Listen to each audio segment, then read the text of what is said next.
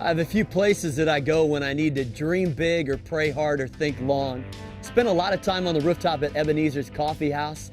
Sometimes I'll spend half a day at the National Cathedral or the National Gallery of Art.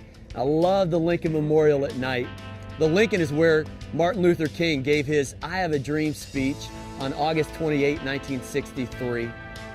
Well, Washington, D.C. is filled with memorials to Civil War heroes. Among them, Ulysses S. Grant, and of course, our 16th president, Abraham Lincoln. It was Lincoln who held the Union together during the Civil War.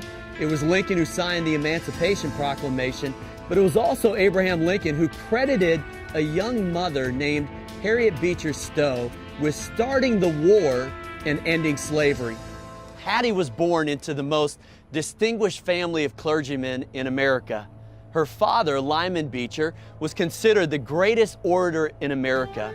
That mantle was then passed down to her brother, Harry Ward Beecher, but it was Hattie who would have the greatest impact on American history.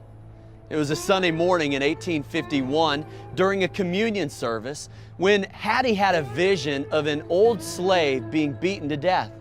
That vision left her so shaken that she could hardly keep from weeping. She walked home with her children from church and skipped lunch. She immediately started writing down the vision God had given her as words poured from her pen.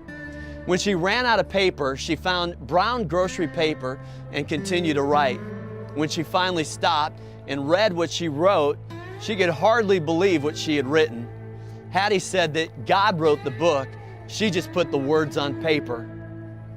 In January of 1852, a year after Harriet Beecher Stowe's vision, the 45-chapter manuscript was ready for publication. The publisher, John P. Jewett, didn't think the book would sell many copies, but 3,000 copies were sold the first day.